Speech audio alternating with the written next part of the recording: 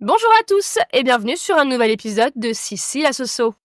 J'espère que vous allez bien en cette journée d'automne où ça y est, les feuilles sont tombées, le froid est revenu. Ils annoncent même de la neige pour la semaine prochaine. Je voulais mettre un peu de peps, un peu d'énergie et surtout beaucoup de sourire dans cet épisode de podcast. Je voulais de la légèreté. Et du coup, on va parler aujourd'hui de mes plus grosses hontes. Bah oui, quoi de mieux pour rigoler ensemble. Alors, il y aura 3 catégories. La honte standard, on va dire, les malentendus et les pieds dans le plat. Ma spécialité.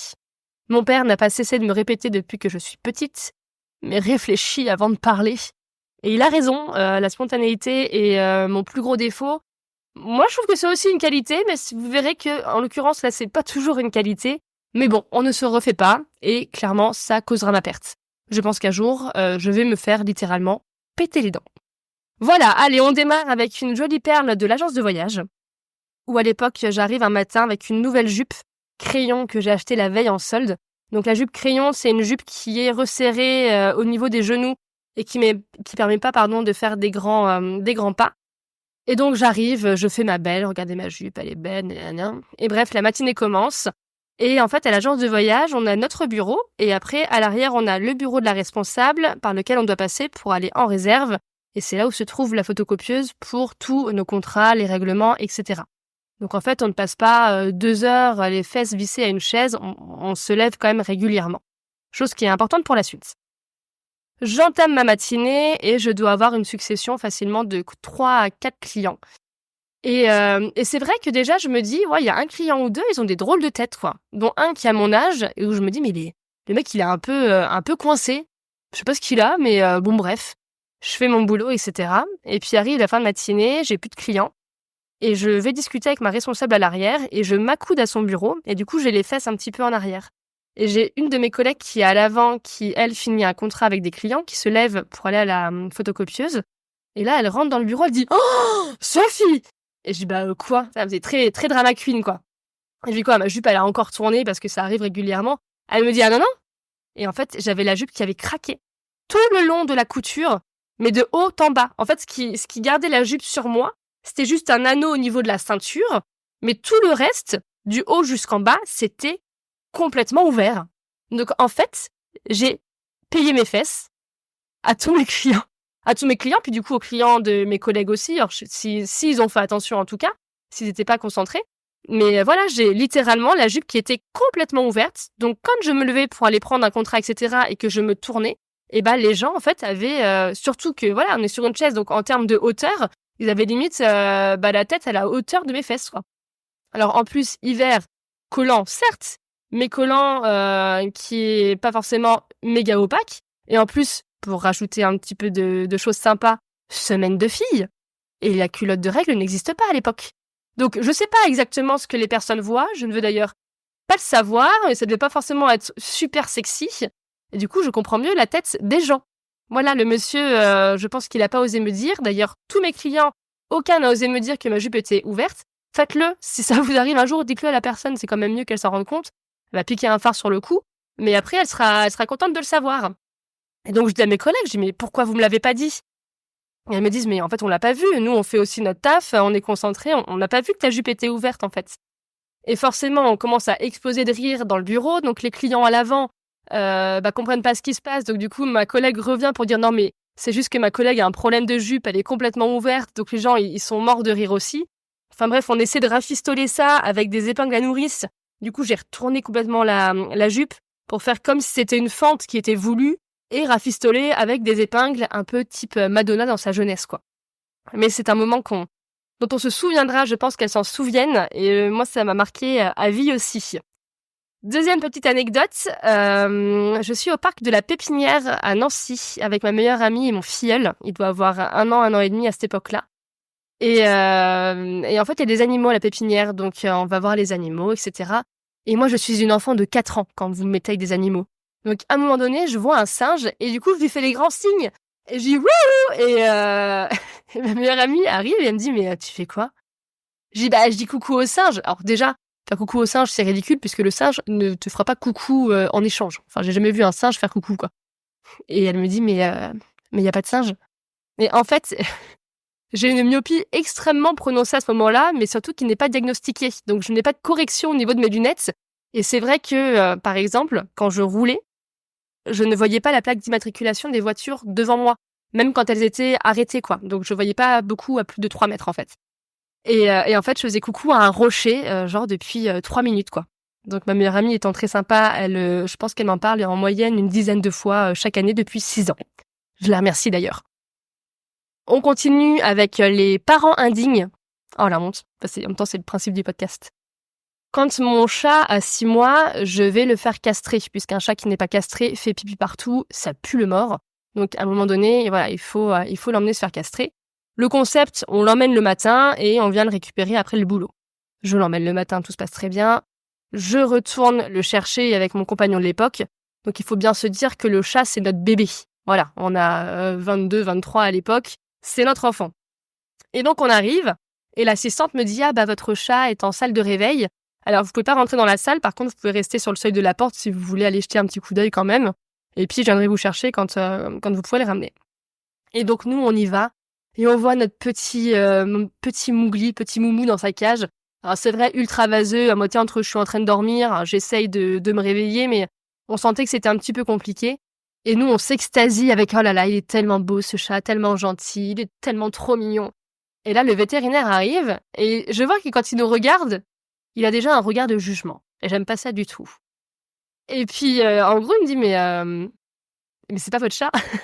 Et là, on voit, il tourne la tête, il pivote genre de 30 centimètres, on tourne la tête et on voit notre chat qui est debout dans la cage en train de nous regarder en mode « Mais en fait, je suis là. Je sais pas ce que vous regardez, mais moi, je suis là, quoi. » Et vraiment, le vétérinaire a dit « Bah, votre chat, il est réveillé, on peut le prendre. » Et il y a eu ce jugement de « Ok, ils reconnaissent même pas leur chat. » Mais bon. On continue avec Strasbourg. Alors, je suis allée à Strasbourg il y a quelques années. Ils faisaient une exposition, en fait, pendant le Covid, mais une exposition en plein air avec plein d'œuvres artistiques disséminées dans la ville, avec un vrai circuit à suivre. Et j'y vais avec un ex à moi, mais à qui on partage pas mal de choses culturelles, etc., qu'on aime bien. Du coup, on décide d'y aller ensemble. La matinée se passe très bien, c'est très joli et très bien organisé. Et on se dit à midi, on va se faire un bon resto. Comme ça, on profite, il faisait encore un peu près beau en plus. Et puis, on finira l'après-midi et on rentre. Et en fait, on s'arrête au resto et je ne trouve pas mieux que de prendre des spätzle. Alors, spätzle, c'est en termes d'ingrédients de la farine et des œufs.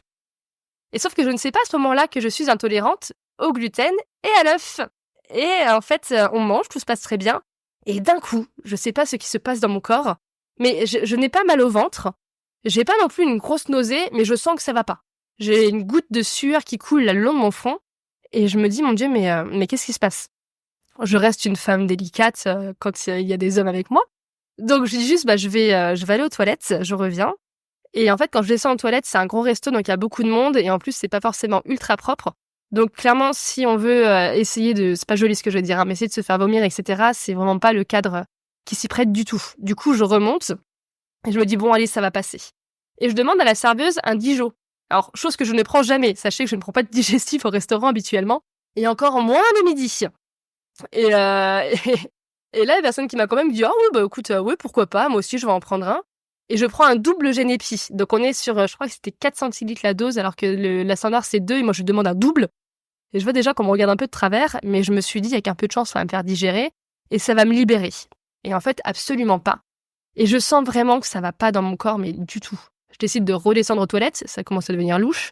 Et là, j'essaye de me faire vomir et en fait, je n'y arrive pas, mais parce que je pense que je suis stressée de l'environnement.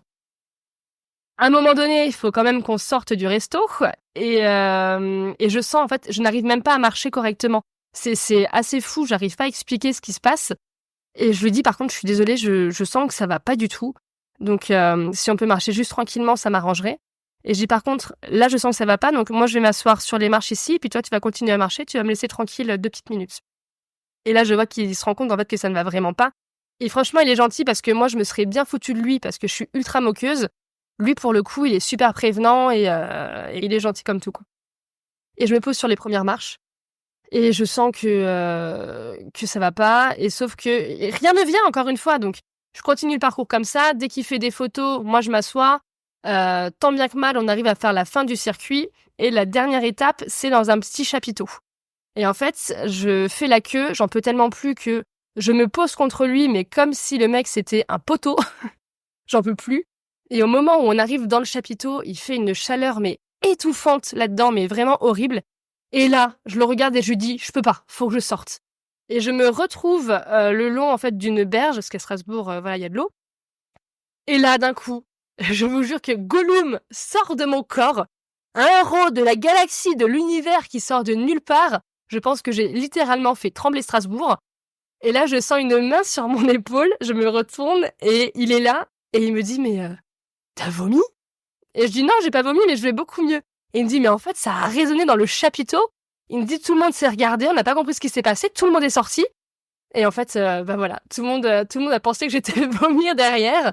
Mais j'allais beaucoup mieux et on est rentré comme on est arrivé. Voilà.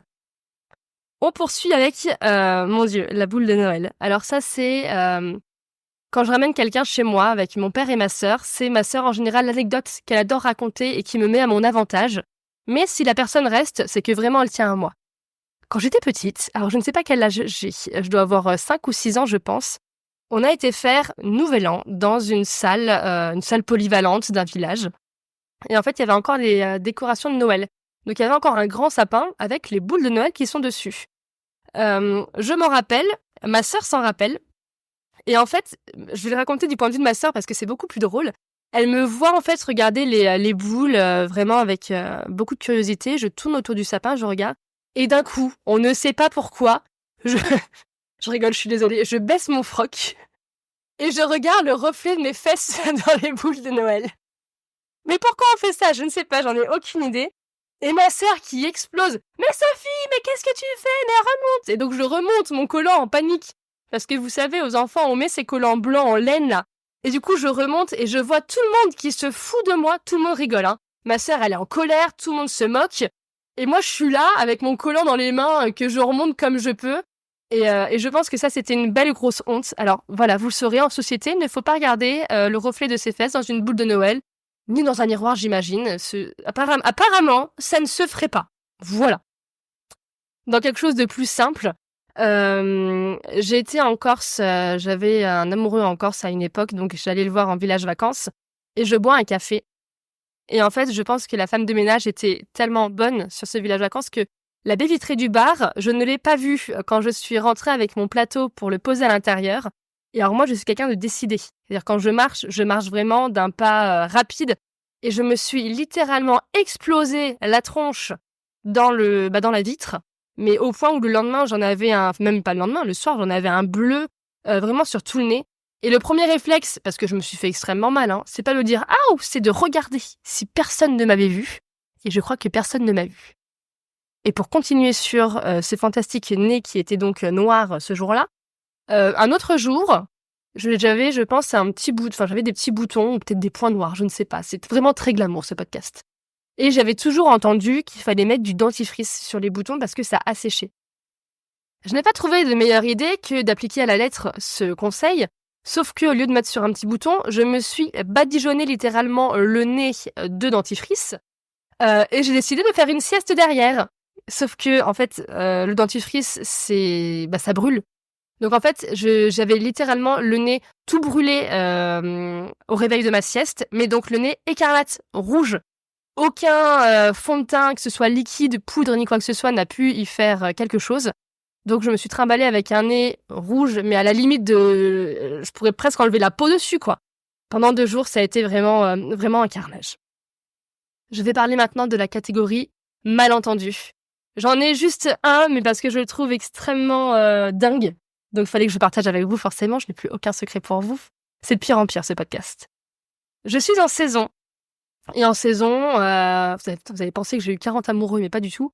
Je sors avec un garçon qui est franchement sur papier très sympa, etc. Il l'est toujours certainement, sauf qu'arrive un moment, j'ai plus envie. Je me lasse, j'ai plus envie d'être avec lui. Sauf que la saison se termine d'ici quelques jours. Lui, il a quitté avant moi parce qu'on n'était pas dans le même service. Et donc, je me dis, bon, il part dans 3 jours, ça sert à rien d'être désagréable et de dire que j'ai envie que ça s'arrête. On va laisser le temps passer, et puis après, comme ça, au moins, il est plus là et je suis tranquille. Et le matin, je l'emmène à la gare, puisque je suis quand même quelqu'un de gentil. Et je lui dis, quand t'es arrivé ce soir, fais-moi un petit message pour me dire que tout s'est bien passé. Et le soir arrive, et moi je suis en salle de spectacle pour préparer la salle, donc on met les chaises, etc. Et je suis avec 2 de mes collègues. Et il m'envoie un message pour dire, je suis bien arrivé, merci beaucoup de m'avoir emmené ce matin, j'espère que tu vas bien, je pense à toi, nanana. Et donc je veux lui répondre, et je réponds un truc bateau du genre, écoute, je suis contente que tu sois arrivé, passe une bonne soirée, et je veux écrire, je t'embrasse. Et du coup j'écris J, T, et je vais mettre le embrasse, et en fait j'ai le E qui se met pas, j'ai le M, donc je commence à dire, oh putain, fais chier. Et en fait, sans faire exprès, j'envoie le message. Et je n'ai pas le temps de réenvoyer un message pour écrire je t'embrasse. Le mec me renvoie moi aussi je t'aime. En fait, il avait pris le JTM pour un je t'aime. Alors, déjà, je ne dirai jamais je t'aime JTM, j'aime trop la langue française pour ça. Et deuxième point, si je te l'ai pas dit, je dis pas la première fois je t'aime à quelqu'un par SMS en plus, quoi. Sauf que là, panique à bord, parce que moi je suis absolument pas amoureuse. Donc du coup, convocation de mes 2 copains qui sont avec moi dans la salle, je leur explique, tout le monde se fout de moi encore une fois, et je dis mais qu'est-ce que je fais? Donc j'en ai un qui me dit mais tu peux pas le laisser croire que tu l'aimes alors que tu l'aimes pas, tu lui dis que voilà, c'est un malentendu, c'est pas ce que tu voulais écrire, et puis tant pis quoi. Et l'autre me dit mais qu'est-ce que tu t'en fous, ça se trouve tu le verras plus jamais de ta vie, laisse couler comme ça, il pense que tu l'aimes, ça lui fait plaisir, et toi tu t'embêtes pas. L'âge que je suis, j'ai préféré la deuxième version, donc je ne lui ai strictement jamais rien dit. Mais voilà, si jamais tu m'écoutes Clément, j'étais pas amoureuse, j'en suis désolée, c'est vraiment un pur malentendu. Et passons à ma catégorie préférée. Les pieds dans le plat, parce que là, on est encore une fois sur de l'extraordinaire. Alors, je commence avec la plus légère. On a des potes qui se fiancent quand je suis assez jeune, genre une 20aine d'années, le couple a le même âge que moi. Et en fait, c'est un couple d'amis à mon premier amour. Et on est invités à fêter les fiançailles. Donc, il y a la famille, etc. On est sur leur terrasse, tous autour d'une table. Et il y a un moment donné, je ne sais pas pourquoi, je sors des choses comme ça. On allait manger et je dis, allez, maintenant, tout le monde se donne les mains. Mais histoire de dire, on va faire la prière, quoi.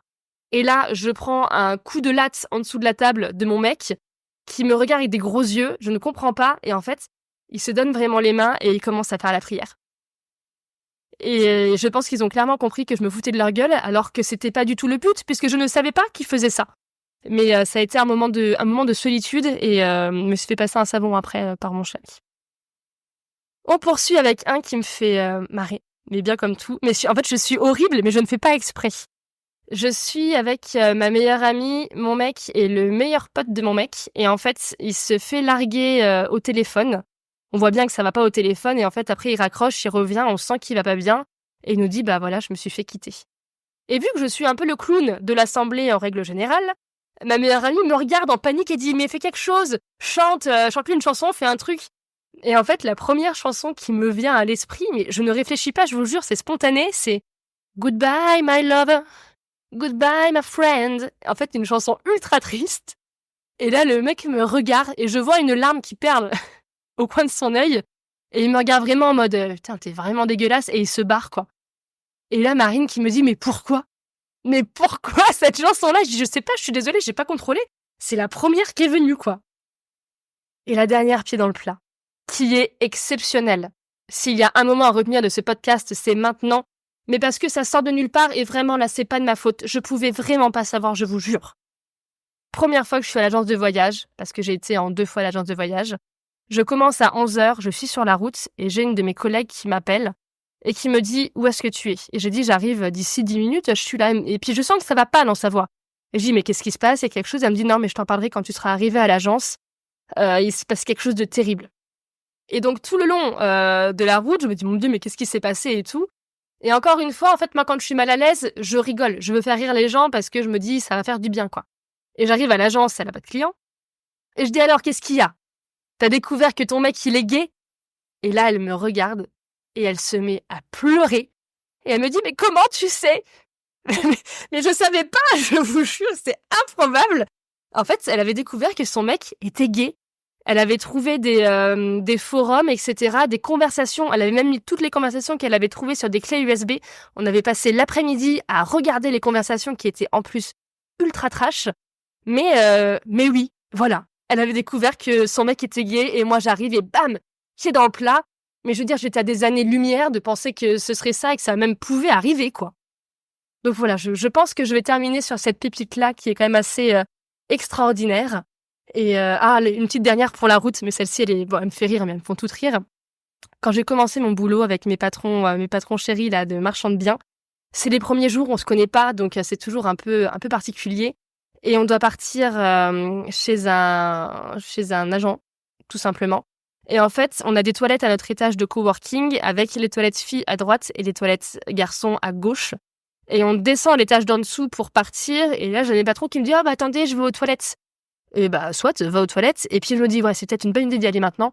Comme ça, après, j'ai plus de problème toute l'après-midi et spontanément, je vais vers les toilettes, de droite et sauf que pas de bol, c'est inversé sur, l'étage du dessous et du coup, je rentre dans les toilettes et je mets vraiment 2 secondes à me rendre compte que c'est bizarre, il y a des urinoirs. Chez les femmes, il y a pas d'urinoir et là, du coup, je me retourne et je vois, mon patron qui est en train de faire pipi, patron que je connais depuis 3 jours.